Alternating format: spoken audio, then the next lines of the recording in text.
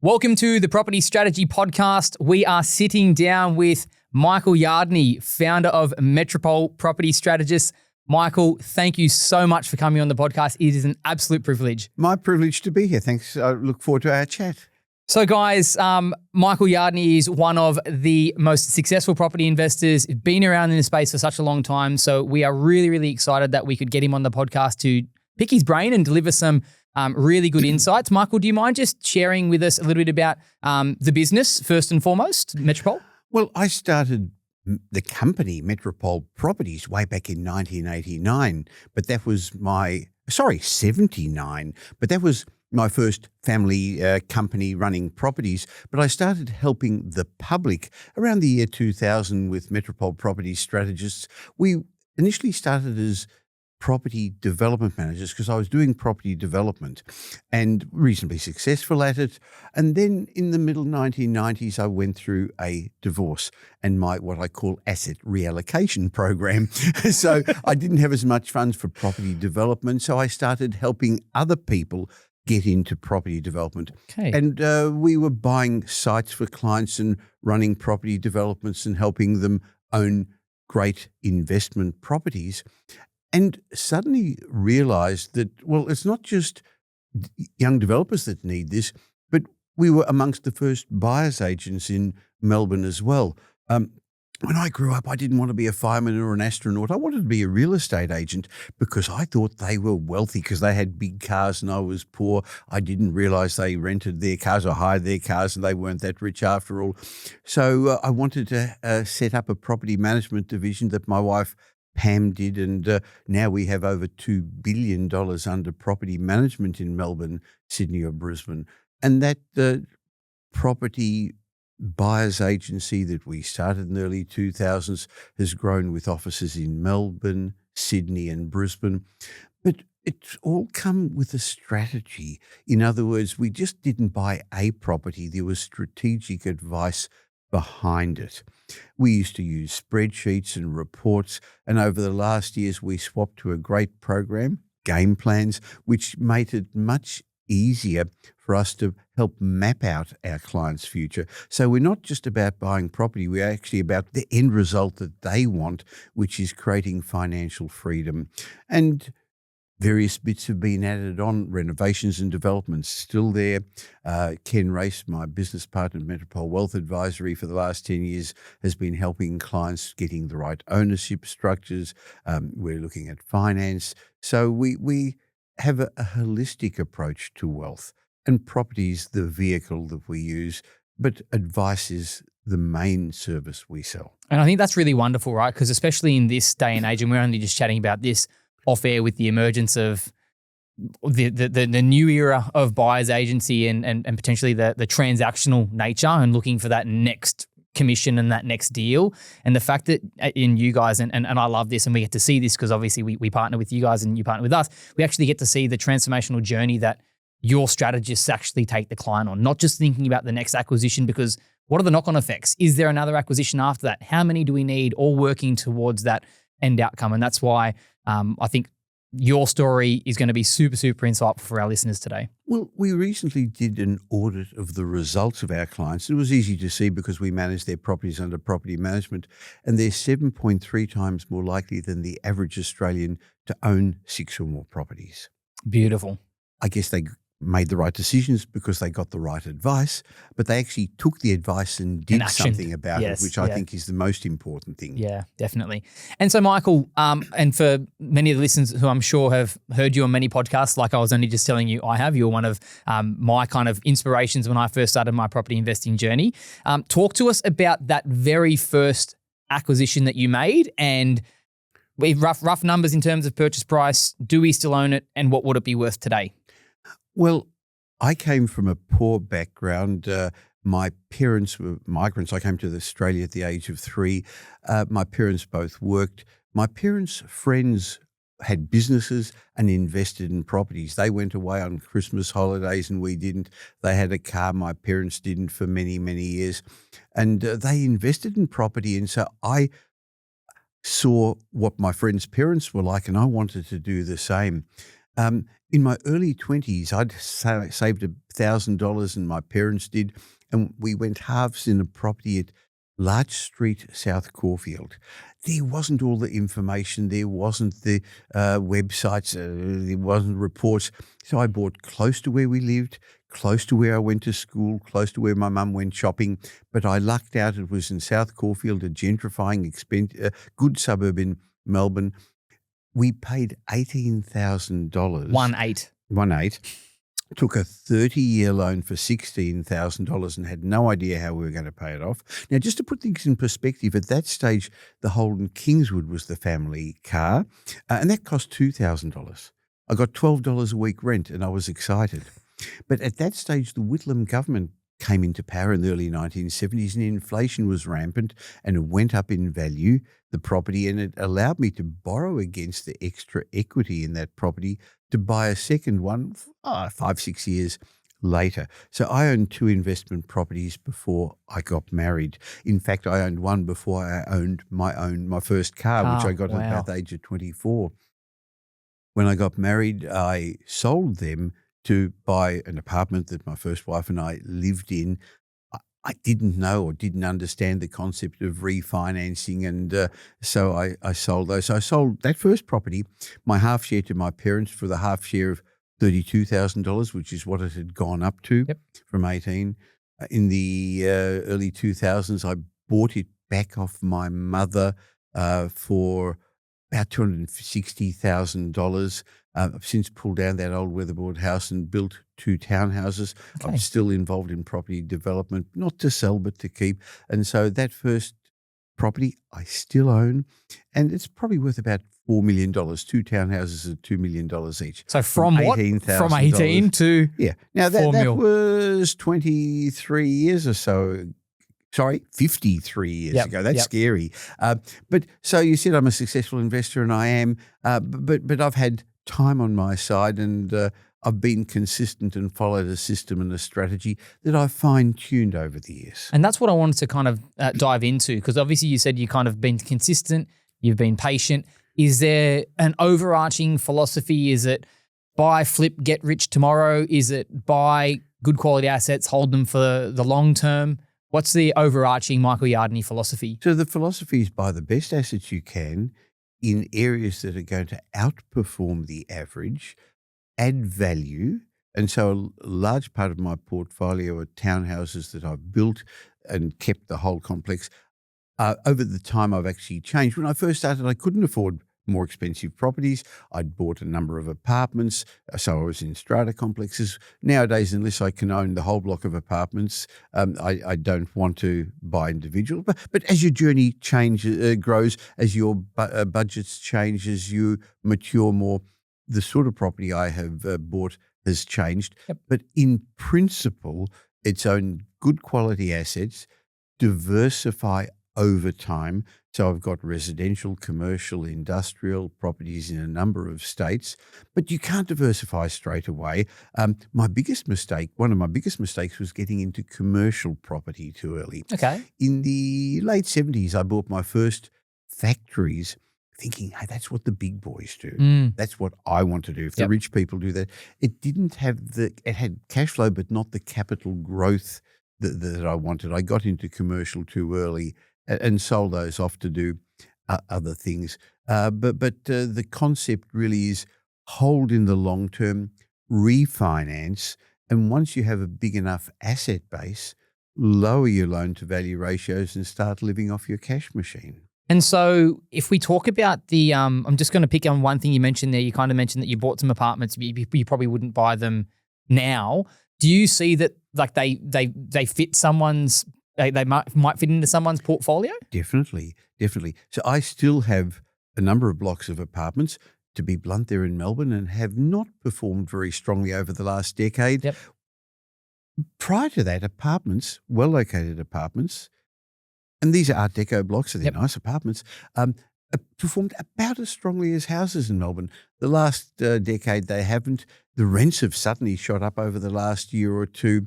I believe family-friendly apartments are going to perform strongly over the next decade, as affordability is going to mean people can't afford houses. Yep. I think townhouses are going to become a more preferred style of accommodation. Different people call them different things in different states. Some would call them duplexes. I'm talking about modern accommodation on compact blocks in the inner and middle ring suburbs of our capital cities. And people will choose those, trade a big backyard for being in the right place, and then going to the local park, and amenities are going to be more important than having a front and backyard. But are apartments appropriate? I like the older ones. Over the last decade, 15 years, all those new blocks were sort of built out of paper mache, and now you're seeing the end result of those. Yes. But people say, but don't you need land value? An apartment building of 8 or 10 has an intrinsic land value underneath. You can buy them in Melbourne and Sydney in particular at the moment considerably below replacement cost, which means you get them with intrinsic value. But they've got to have a balcony, a courtyard, livable floor plans, be what I call family friendly. And so they definitely make good investments at the right budget, definitely. Oh, wonderful, wonderful. So you just hear that people go, don't ever buy apartments. You must always buy a house. But if you can't afford to, would you rather buy an apartment in a nice pocket of Sydney, a nice pocket of Melbourne, or would you rather a bigger block of land, 5 hours in in Brisbane, apartments have gone up 50% in value in the last 2 years. But Brisbane apartment living has become more accessible, acceptable now.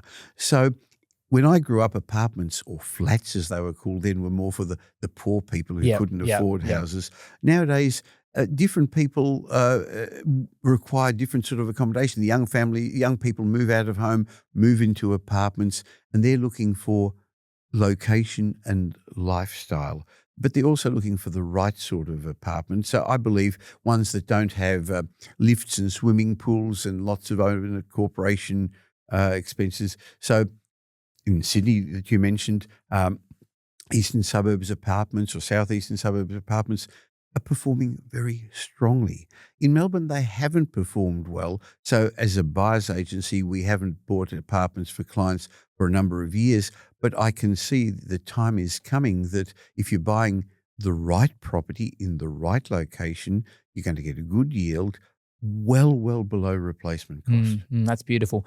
Just when you were kind of mentioning there before as well, in and around the that kind of long game, and people kind of come in and they'll say, okay, well, as I'm accumulating this portfolio, I'm just taking on more and more debt. Michael, what am I going to do at the end of the day? When all is said and done, how do I actually, when you say transition to my cash machine, when I've still got X amount of dollars worth of, or X amount of millions of dollars worth of debt in my portfolio? What do I do with that debt? That's an old-fashioned concept. My mother used to say to me, Michael, when are you ever going to own something? Because she knew I was taking on a lot of debt.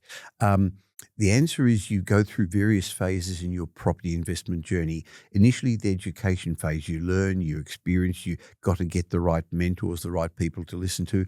I think that's a real challenge at the moment because there are a lot of people out there with ideas and theories but without experience. Then you go through the asset accumulation stage where you've got to grow your assets first. Asset growth before cash flow. That's another big mistake I see people make. Cash flow keeps you in the game, but it's asset growth that gets you out of the rat race. So that's building your property portfolio. And I say to our clients that they should really have two businesses. One is their cash flow business, which could be their job, their career, their profession, which brings cash flow in to live off and to a degree help service the debt. And then a separate business, which is their asset growth business, their property business, which eventually gets big enough and busy enough that it will, if they want to, replace their cash flow business. So during the asset accumulation stage, you do take on debt. But then using powerful software like game plans, you can work back from the end game of when you want to slow down, how much income you want, what you want to live on, and then have a transition stage where for 5-10 years, you don't keep adding properties. You maybe add value to be able to increase the rents, maybe do a development on an old property and have better depreciation and more rents. So you slowly lower your loan to value ratios by letting compounding and leverage and time grow your portfolio, but not adding to it. and then live off the cash machine. But the end game for most investors should be as follows. They should, in the end, and retirement's a middle-class concept. A lot of people don't want to retire. But when you get to that stage where you want more choices, you should own your own home with no debt. I don't want people to have non-tax deductible debt in their retirement. Mm-hmm. They should own, in my mind, a residential real estate portfolio with lower loan-to-value ratio, so it's at least washing its face, covering interest when you get to that stage that you haven't got other income. And residential real estate is basically a relatively low yield but reasonably high growth investment. So you need other assets as well. It could be commercial property, it could be shares, it could be ETFs. So the bottom line is anyone who says property only or shares only, run away very quickly. Yes. They should have a diversified portfolio that's going to be their cash machine. And putting all that together, it takes 20 or 30 years. It's not a 5 or 10 year plan. Excellent. And that's what I love, right? Because so many people just think about the blinkers on tomorrow. And I see this, and I'm sure you've seen this 1,000 times over as the internal strategist at Metropole. You're speaking to a client in their 20s and they're like, I want this all in the next 10 years. Yes. Well, it's not going to happen unless you start earning $3 million a year, client X. But if you give this 20, 25, 30 years, well, look at what compounding can do for you. Well, social media compounds this. People say, look, I've got 30 properties in the last 30 minutes. It doesn't really work that way. It's not how many properties you own. I'd rather own one property at Westfield Shopping Centre than 50 properties in Alice Springs or even Darwin. So it's the value of your asset base and how strong it's working for you. And that takes time. So one of the big differences between the successful investors we work with at Metropole and the average investor is they have a time span of decades, not beautiful. years. So they don't worry too much about what the next interest rate rise is going to do. They worry about what their property is going to be worth in 10, 15, 20 years' time. Is it going to still be in continuous strong demand by the sort of owner-occupiers who will push up the prices and by tenants who are going to want to rent it from them? And you touched on another thing there as part of that philosophy. You mentioned own your own home with little to no debt. I'm just going to dive a little bit deeper into that and say, what are your thoughts on the whole rent vesting scheme? And if we do buy the owner-occupier, where should that fit in the portfolio, first or after we've gone and we've acquired the investments? Well, it really depends upon what people want out of their lifestyle. So rent vesting is not a new concept. And interestingly, a recent study showed that 10% of renters actually own an investment property. So it's actually quite common. The challenge is if you are rent vesting, part of your financial and strategic plan has to allow for you to be able to buy the home. And if you keep borrowing and leveraging and gearing, then it's hard to get the deposit for your home. Having said that, it is definitely doable, but you've got to also structure your finance correctly for that as well.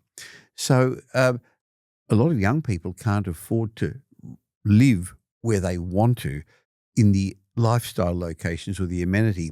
Nothing wrong with rent vesting then.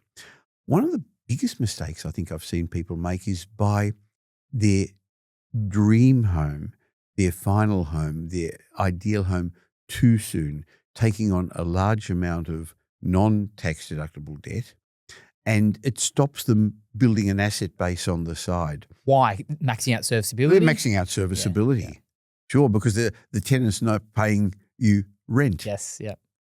And so you're seeing like so if, for example, if you were to put the owner-occupier in the portfolio, your guidance would be to acquire the investments first? Not necessarily. It really is a very individual thing. So some people, it's not just numbers, it's not just money, because there's the emotional security, the comfort of owning your own home, the ability to put nails on the walls and pictures on the walls and things like that, have a dog in the backyard.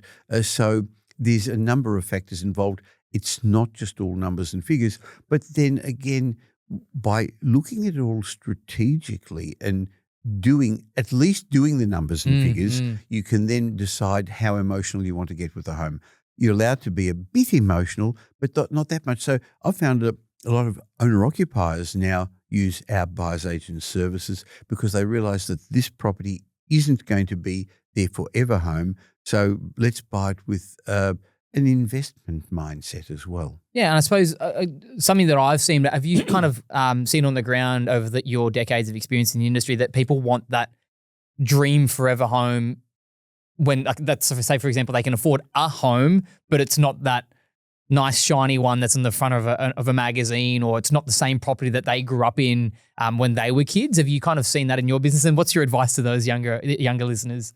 Well, I think a lot of younger people, and I'm going to annoy some people by saying this, want the sort of home now that it took their parents 40 years to save up and buy. So you're right, they want the home that they've come out of. Now, there's nothing wrong with that. Each generation wants to be and should be more affluent than their parents. May not actually happen this time round. Some of the younger generations are going to take longer to reach the affluence that took their parents, who scrimped and saved and didn't go on holidays and didn't go to Europe 3 times in their 20s. Yeah. Exactly. Yeah. And I've got a granddaughter who's been to Europe 3 times over the last 2 years, but still rents and hasn't saved up a cent. Every time there's some money there. And you know what? Nothing wrong with it. No. She's enjoying her life. Yeah. She's not going to listen to this podcast. With respect to something else that we've just mentioned along this journey, and it's kind of about the accumulation of this portfolio. So for me, this is something that I see, cash flow becomes a problem when you're starting to go from 1 to 2 to 3, particularly if you say, for example, principal and interest, and we're in growth areas where the yields mightn't be that high. What have you seen, and are there some strategies or ways that people can think outside of the box to help alleviate some of that cash flow burden when trying to build the portfolio out? Clearly, it's harder nowadays to do than in my day. Look, there's always the arguments, baby boomers had it easier, didn't seem easy at the time. But I do know that currently the banks, the big lenders, are being more difficult. Interestingly, the banks are not friendly to people who want to build a large property portfolio, in particular the big 4 banks and Macquarie, the 5th bank. So to build a substantial portfolio, I think people need to go to a smart finance strategist, not just a simple mortgage broker, and end up using non-bank lenders or secondary lenders. It may cost them 0.5% more in interest to get it, but that's not a problem. I hear various people say, I saved my client, my mortgage broker say, I saved my client lots of money by going to the bank and dropping their interest rate by 0.25%. I think you make more money by having a bigger loan, even if it costs you 0.25% or 0.5% more, and buying another Better property. asset. Yep. So yes, it takes time to accumulate good assets. What basically happens is you buy one, and then you've got to hibernate. And then you go back to your property strategist like the team at Metropole and review your portfolio in a year's time. And if you're not in the position, you just hibernate for another year. And then you come back again in a year's time and see how things are going. And then you buy another property, and then it waits a while. But the compounding effect does actually work. You're compounding on 2 properties and then on 3 properties, but it does take longer to accumulate. And that's why it takes time. So are there shortcuts? Well, you can buy a cheaper property, but I'd rather not. If you can only own 3 or 4 properties in your life, let's get you the best quality asset. Another thing, and that's related to location, because in the future, your future income is going to be dependent on your tenant's ability to keep paying you rent and keep paying you higher rents. And that's going to be in the more affluent areas, not in the cheaper areas or regional Australia where incomes are more likely to be capped in the future. Well, that's exactly what I wanted to touch on. I wanted to maybe see if you can give me a real world example, because people think about this capital growth, but actually don't think about the rental growth as well. Let's go back to your $12 a week. I know there's duplexes or townhouses on there now. If that was just a standalone property and you didn't pull it down, it was a standalone property that maybe you renovated, what would that be bringing through in rental income? $700, $800 a week. There you go, right? So rental growth goes up not in lockstep with capital growth, but if capital growth goes up, rents go up. Otherwise, the yields would be going lower and lower and lower. So yes, in the short term, buying a high yield, lower growth property gets you better cash flow. But if you do the spreadsheets over time, you recognize that in fact, the high growth property will eventually overtake the lower growth property in rental return as well. And this is just something that I listened to one of your podcasts recently, and it's something I just find absolutely fascinating. We kind of mentioned it before, this whole kind of intergenerational conversation. Talk to me about your thoughts, because obviously there's this whole transfer of wealth happening as the boomers are dying off, right? And then what happens with that cash? Where is it going in your opinion? Where should it be going? Talk to us a little bit about this intergenerational play. So the concept is that baby boomers have accumulated a lot of wealth, most of them in their home. Others have got shares, superannuation, investment properties, and baby boomers are over the next decade going to die off. In general, males first, just because they're a bit older and have a shorter lifespan. But eventually, it's believed that close to $6 trillion is going to be transferred to the baby boomers' children and grandchildren. And that's going to create the biggest intergenerational wealth transfer ever. If it goes to their children, the Gen Xers in general, at that stage, they're going to be 60s. They actually don't need it as much.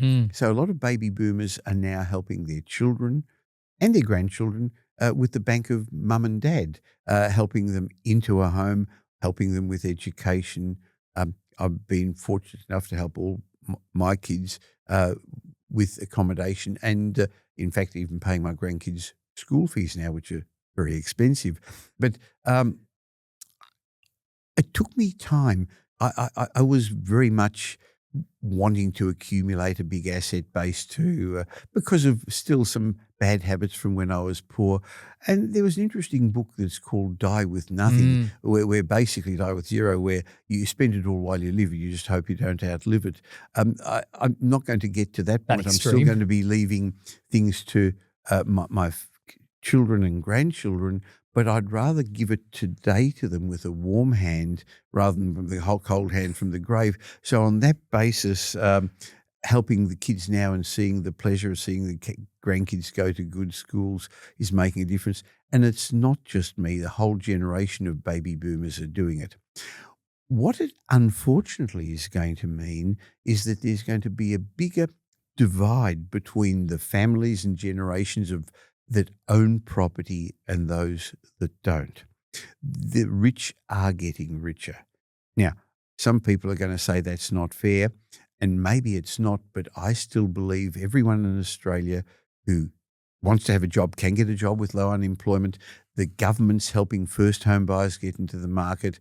There's so much information about how to get into property. So if you are born poor, not your fault, but if you die poor, it is your fault because there are opportunities. So don't be jealous of those who've done it before. Just get on the property ladder yourself. What about this? Properties have doubled in value, or my parents bought their property for $100,000 and now it's worth $3 million. There's no way it could do that again. How can the property prices keep growing? We've already gone from single incomes to double incomes. We can't go from double incomes to quadruple incomes anymore. How can the property prices continue to grow? Well, I think property prices are going to continue to grow because they're set not by people who can't afford it, and there are a lot who can't, but it's set by people who can afford it. And that's why, despite high interest rates, a lot of properties are selling at higher and higher prices.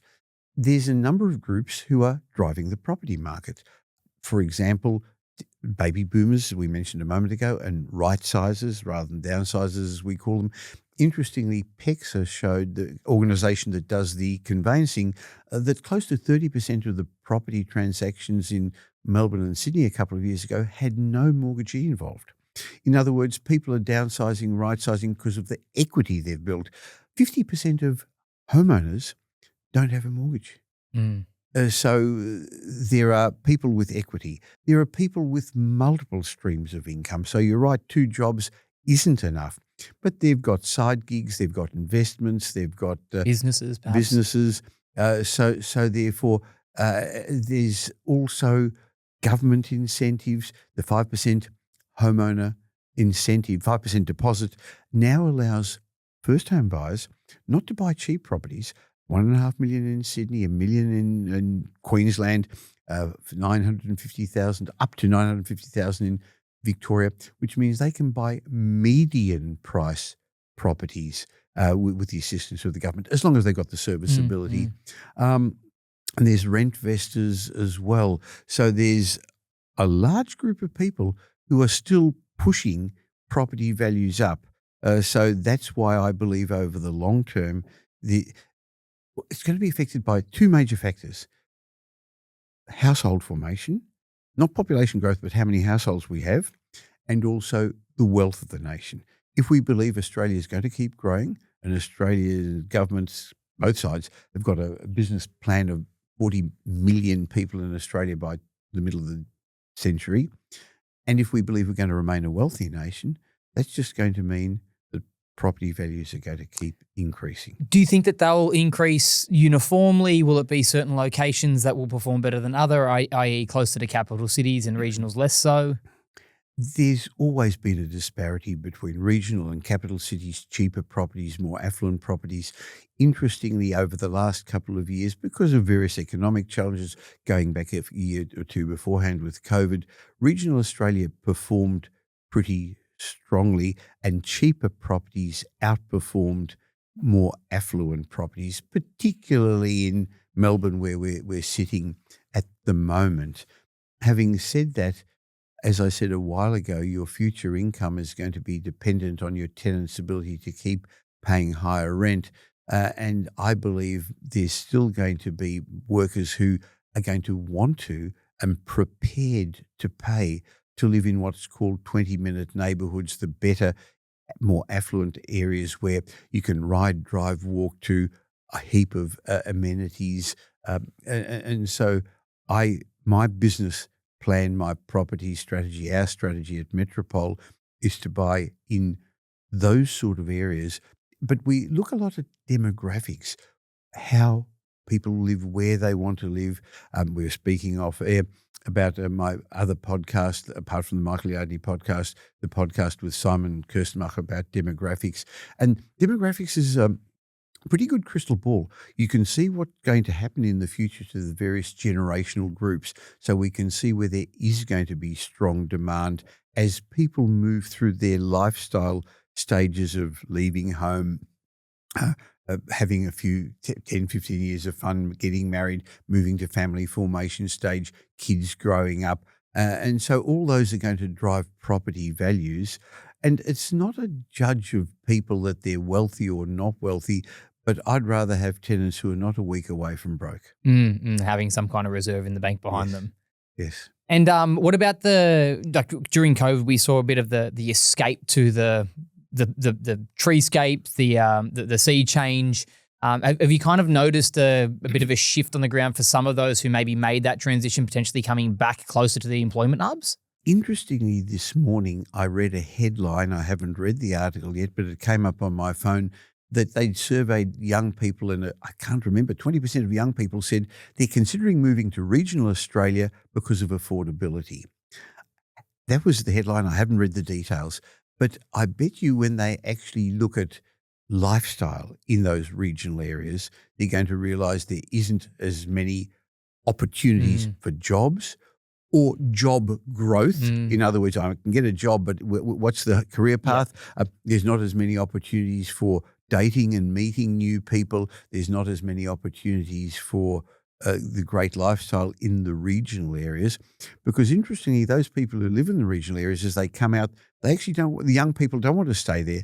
They see the opportunity. My wife was one of those, right? She was in not really regional, but she was from Canberra, wanted to escape that and come to Sydney. Yeah, sure. So I see the attraction of cheaper accommodation, but I think there's much more to life when you're young than just cheap accommodation.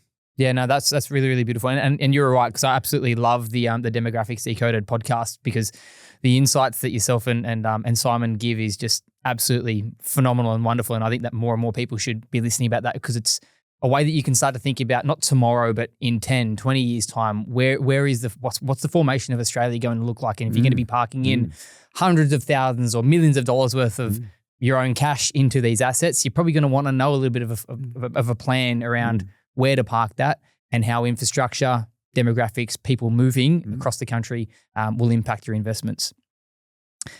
One other topic that I just wanted to really pick your brain on as well, because like I said, such a wise brain in the industry.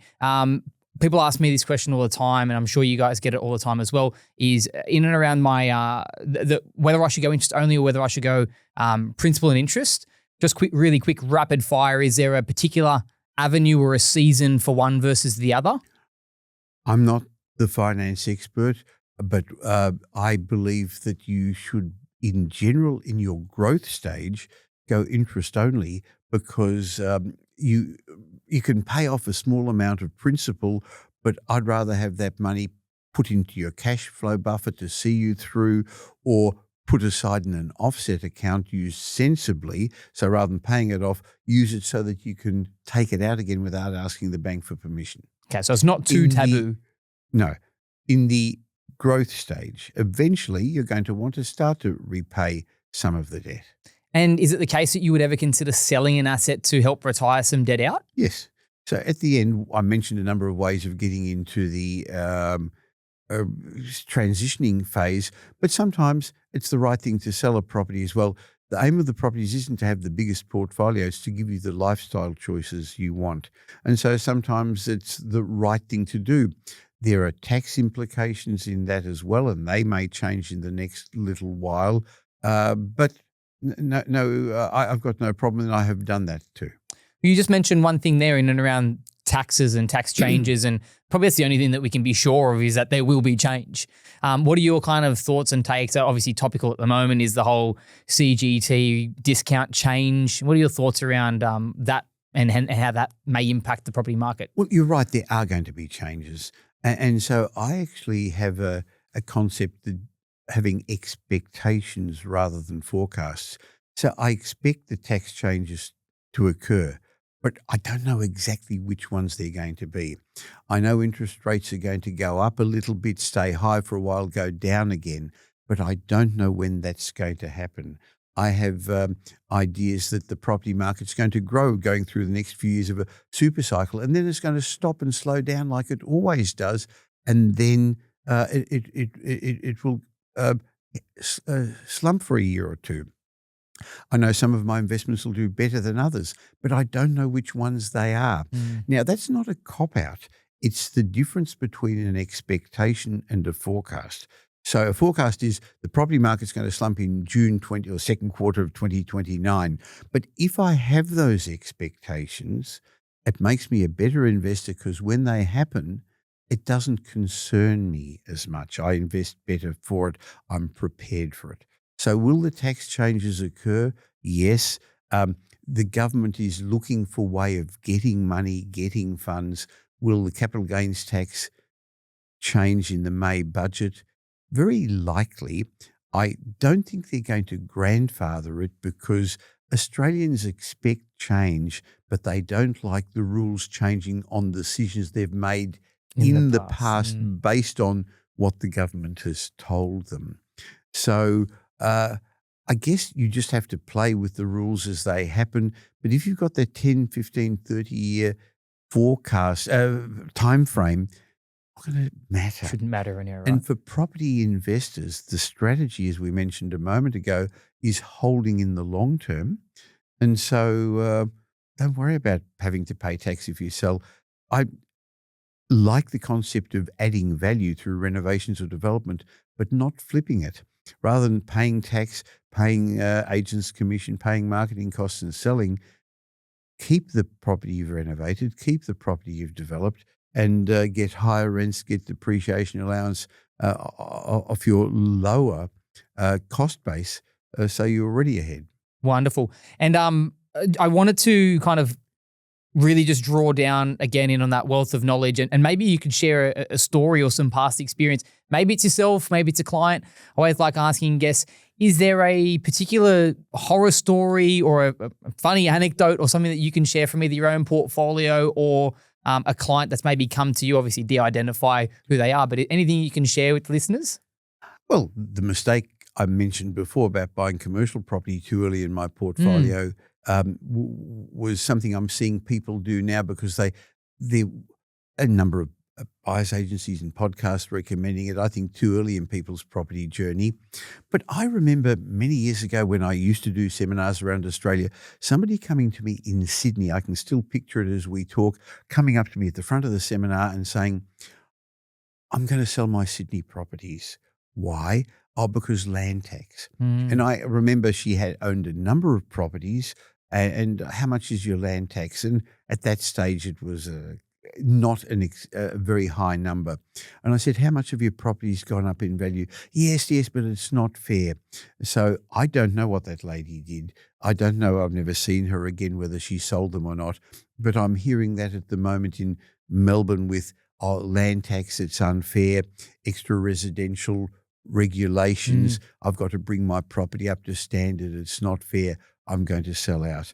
But if that lady did sell her properties in Sydney 15 years ago, they would have doubled and they would have doubled again. Yes. And so that's the mistake that people are making at the moment based on the land tax rules, the CTGT scare, the superannuation rules, the regulations.